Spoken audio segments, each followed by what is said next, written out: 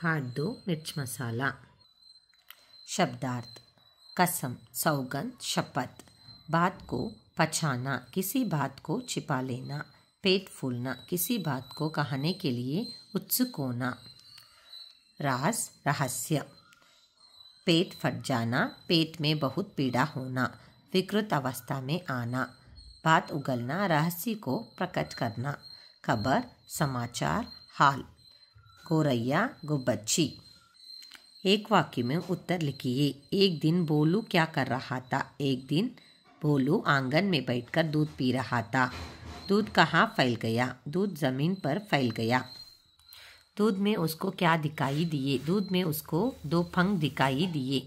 हीरा कैसे ना पचा पाई? हीरा राज की बात ना पचा पाई। चंपा ने किसको देखते ही सारी बातें उगल दी? चंपा ने अपनी सहेली चमेली को देखते ही सारी बातें उगल दी। चमेली ने चंपा से क्या कहा? चमेली ने चंपा से कहा, पूरा कबूतर तो इतना बड़ा पक्षी है, खाया कैसे होगा? दूर दूर से लोग क्यों आने लगे? बोलू के साथ हुए चमत्कार को देखने के लिए दूर दूर से लोग आने लगे। बेचारा बोलू ने भयभीत होकर क्या किया? बेचारा बोलू भयभीत होकर एक पेड़ पर छिप गया। 2-3 वाक्यों में उत्तर लिखिए। बोलू क्यों घबरा गया? बोलू जब दूध पी रहा था तब खांसी के कारण थोड़ा सा दूध मुंह से निकलकर जमीन पर फैल गया।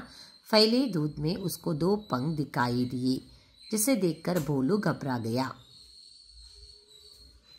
हीरा ने चंपा से क्या कहा?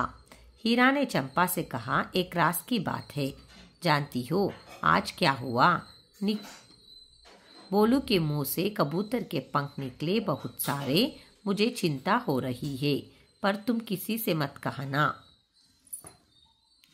चमेली से चंपा ने बोलू के बारे में क्या कहा? चमेली से चंपा ने कहा, देखो तो बोलू जी को आज खांसी आई और उनके मुंह से एक पूरा कबूतर निकला। शाम तक गांव में कौन सी खबर फैल गई? शाम तक गांव में खबर फैल गई कि कई आकार तथा रंग के पक्षी, विदेशों के पक्षी बोलू के मुंह से निकल रहे हैं और इन पक्षियों से आकाश भर गया है। विलोम शब्द: जमीन, आसमान। जाना, आना, बहुत कम। विश्वास, अविश्वास, बड़ा, छोटा। गांव, शहर। विदेश, स्वदेश। अन्य वचन रूप लिखिए। दिन, दिन। पंख, पंख। घर, घर। पेट, पेट। लोग, लोग। कबूतर, कबूतर। पक्षी, पक्षी। पेड़, पेड़। घाव, घाव। कौवा, कौवे। काव, कावे।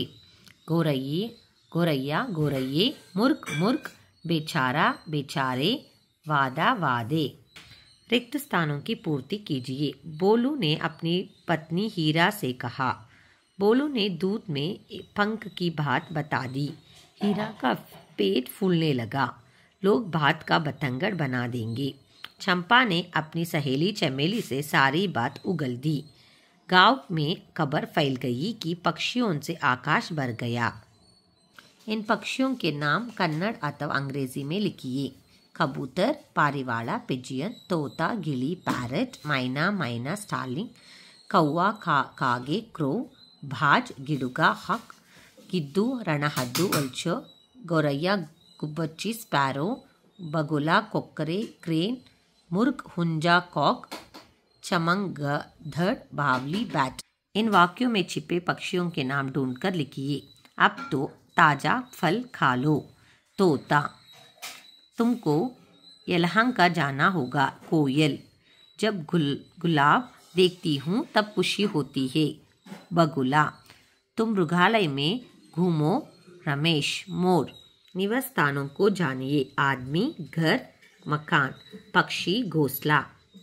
बकरी, भाड़। घोड़ा, अस्तबल, घुड़साल। चूहा, बिल। सांप, भांबी। सिम, गुफा। सार्थक वाक्य बनाइए। कसम से किसी से नहीं कहूँगी। चंपा से रहा ना गया। बोलू जी को काशी आई। यह चमत्कार देखने लोग आने लगे। इनके चलने का तरीका बताइए।